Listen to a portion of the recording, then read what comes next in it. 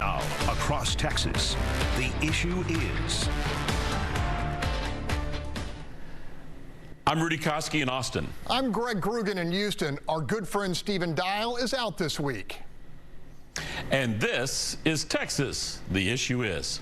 In Texas, the lieutenant governor leads the state senate, which for all practical purposes means no law, no initiative, no resolution survives the legislative gauntlet without his say-so.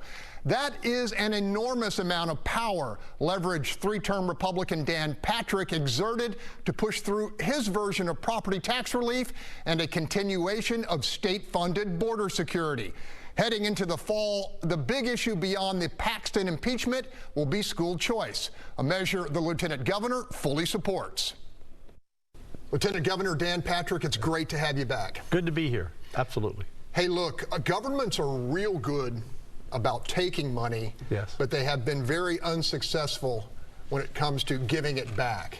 And I say that because you have been part of the largest property tax rebate in world history, I think.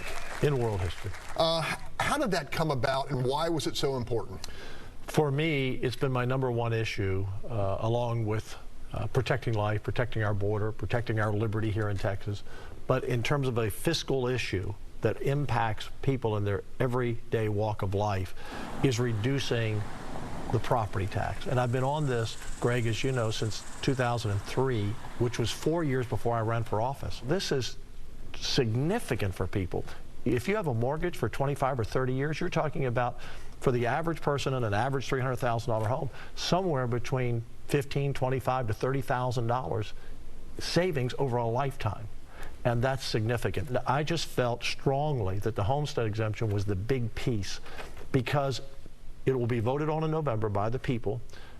Then it will be guaranteed in the Constitution. It can never be taken away from them. Governor, 6 million uninvited immigrants since Biden took office. Fentanyl coming across the border.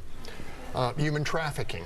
You have been perhaps the biggest advocate for bolstering our border security, doing what the federal government has not. We've had to take taxpayer money from Texans that we shouldn't have to take, that we could spend on education, health care, roads, whatever, because Joe Biden is not doing his job.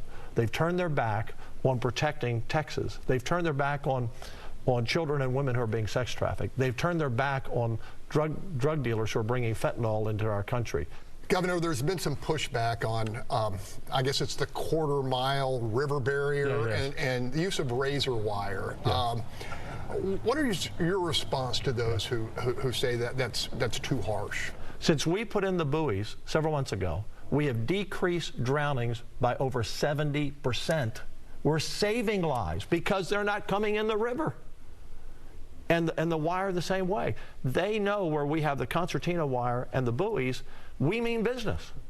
And I hope we are able to put those everywhere along the Rio Grande. And we have a big issue coming up, potentially in the fall, which is a decision on whether to have school choice in Texas. Right. Traditionally, it's been believed that the folks in rural Texas don't want school choice because they feel like it might weaken their public school districts. The people want school choice.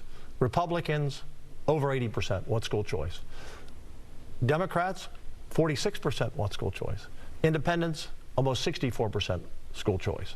And when you talk about children with disabilities or children in failing schools, the numbers get even higher. The people who don't want school choice are the people in the business of education. It's the superintendents out there and the unions who don't want school choice. Maybe you just don't feel that school fits your child. Maybe your child's being bullied. Whatever reason, you have a right to send that child where you want. And it doesn't take any money away from education. And while the lieutenant governor was prohibited by his own rules from discussing the substantive issues involved with the impending impeachment trial of suspended Attorney General Ken Paxton, he did offer Texans this fundamental guidance on the historic process to come. I have 31 senators. They're the jury. That's it. And it makes for a very interesting process. It's not a criminal trial. It's not a civil trial. It's a political trial. And the members will decide whether or not the Attorney General is removed from office or not. Okay, my one-word description is formidable. Rudy, lay it on me. How about crossroads? Okay, lots to unpack here when we're joined by political analyst Mark Jones on the other side of this break.